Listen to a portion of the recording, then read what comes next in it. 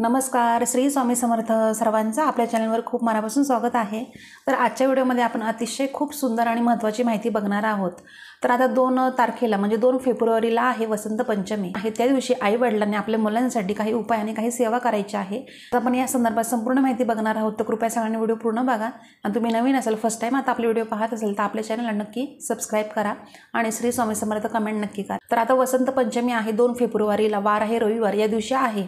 तर त्या दिवशी आपल्याला बघा सरस्वती मातेची पूजा करायची असते। तर आपल्या आयुष्यामध्ये, आपल्या जीवनामध्ये आपल्याला कशी पैसा लक्ष्मी आपल्याला महत्त्वाचं आहे, तसंच विद्या सुद्धा खूप महत्त्वाची आहे आणि विद्या असलीच पाहिजे। लहानांपासून ते मोठ्यांपर्यंत, म्हणजे माझ्यापर्यंत ते तुमच्यापर्यंत आपल्या सगळ्यांनाच विद्या हवी आहे, आपल्याला बुद्धी हवी आहे। त्यासाठी आपल्याला सरस्वती मातेची अशी पूजा, सेवा, असे उपाय करायचे असतात। तर आपल्याला बुद्धी असेल, आपल्याला जर विद्या असेल तरच आपण कोणत्याही क्षेत्रामध्ये प्रगती करू शकतो, कोणतीही कामे आपण करू शकतो एकदम सहज। तर आपल्याकडे जर विद्या असेल, बुद्धी असेल तरच आपण, आपल्याकडे जो पैसा असतो, लक्ष्मी असते, आपण योग्य जागी टिकवणार, आपण योग्य जागी वापर करणार, असं करणार ना। आणि जर विद्याच नसेल तर आपण काय करणार आहे, मग काहीच नाही। त्यासाठी बघा विद्या असणं, बुद्धी असणं आपल्याला खूप गरजेचं असतं। आणि तुम्हाला मी आता सांगते की आपल्याला या दिवशी वसंत पंचमी आहे 2 तारखेला, 2 फेब्रुवारीला, वार आहे रविवार, या दिवशी आहे वसंत पंचमी। तर या दिवशी आई वडिलांनी आपल्या मुलांसाठी एक असा उपाय आणि एक सेवा करायची आहे, तेच मी तुम्हाला आजच्या व्हिडिओमध्ये सांगते। तर ज्यावेळेस तुम्ही हा उपाय करताना त्यावेळेस नक्कीच फायदा होतो तुमच्या मुलांमध्ये। तर काय होतो फायदा असा ते सांगते। तर त्यांच्या अभ्यासामध्ये प्रगती होते, त्यांचं अभ्यासामध्ये लक्ष लागतं, बुद्धीसुद्धा त्यांची तल्लख होते, त्यांची स्मरणशक्ती वाढते फक्त या सेवेने। आणि ही जी सेवा आहे पंचमी येते, तर प्रत्येक महिन्याला जी पंचमी येते त्यावेळेस तुम्हाला ही सेवा करायची असते, मुलांवर हा उपाय करायचा असतो छोटासा। तर तुम्हाला सांगते, जर नाही शक्य झालं तेव्हा, प्रत्येक वेळेस प्रत्येक महिन्याला तुम्हाला शक्य झालं नाही तर फक्त तुम्ही काय करायचं, तर वसंत पंचमी असते त्याच दिवशी तुम्हाला हा उपाय करायचा असतो, कारण हा उपाय अतिशय खूप उपयुक्त आणि खूप प्रभावी आहे। त्या दिवशी तुम्हाला सरस्वती मातेची पूजा करायची आहे। तर सरस्वतीची मातेची पूजा म्हणजे काय करायचं, तर बघा फोटो असेल तुमच्याकडे किंवा मूर्ती असेल तर तुम्हाला काय करायचं आहे, तर पाट घ्यायचं किंवा चौरंग, तर त्याच्यावर एक वस्त्र हंतरायचं स्वच्छ आणि तुम्हाला तो फोटो किंवा मूर्ती जे काही असेल ते ठेवायचं आहे।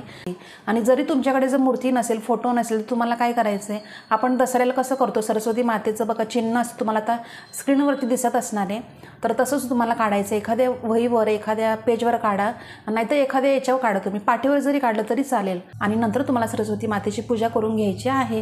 एकदम साधी सोपी पूजा आहे, काही एवढं अवघड नाही आहे। बघा तुम्हाला काय करायचं, तर हळदी कुंकू अक्षत अर्पण करायचे, फूल असेल फुलं तर फुलं अर्पण करा, शक्यतो तुम्हाला सांगले झेंडूची फुलं अर्पण करा, आणि जरी नसली तर दुसरी कोणती केली तरी चालेल। आणि बघा नैवेद्यात काय दाखवायचं, तर नैवेद्याला बघा पिवळी मिठाई तुम्ही दाखवू शकता, पिवळे पेढे दाखवा किंवा पिवळी एखादी मिठाई दाखवा किंवा लाडू वगैरे दाखवा तरी चालेल, पण पिवळीच मिठाई दाखवा। तर तुम्हाला जे शक्य होईल ते तुम्ही दाखवू शकता। तर कसं शेवटी भाव महत्त्वाचा असतो, श्रद्धा महत्त्वाची असते, तुम्ही काय दाखवलंय ते महत्त्वाचं नाही आहे। तर अशी पूजा झाल्याच्या नंतर तुम्हाला उपाय करून घ्यायचा आहे तुमच्या मुलांवर। आता हा जो उपाय आहे तर बघा आई वडील कोणी करू शकतं, दोघांपैकी एकाने कोणी जरी केला तरी चालणार आहे। जर मुलं मोठी असतील तर ते स्वतः करतील, जर मुलं तुमची लहान नसेल तर तुम्हाला स्वतःला करायचं आहे। तर बघा तुम्हाला काय करायचं आहे, तर तुम्हाला थोडंसं मध घ्यायचं आहे आणि दर्भाची काडी असते बघा, दर्भाची काडी, तर ती आपल्या स्वामींच्या केंद्रामध्ये भेटते। आणि जर तुमच्याकडे जर असेल, आता जे उपाय करतात त्यांना माहीत आहे कोणत्याही दर्भाची काडी, तर दर्भाची काडी तुम्हाला घ्यायची आहे। किंवा जरी नसेल ना तर तुम्ही आपल्या तुळशीची सुद्धा एक छोटीशी अशी काडी घेऊ शकता, किंवा तुम्ही हे पण घेऊ शकता, सोन्याची अंगठी घेऊ शकता किंवा सोन्याची एखादी रिंग वगैरे, हे तुम्ही जे काही घेणार आहे काडी वगैरे, तर ते तुम्हाला घ्यायची आहे आणि मधामध्ये बुडवायचे आहे।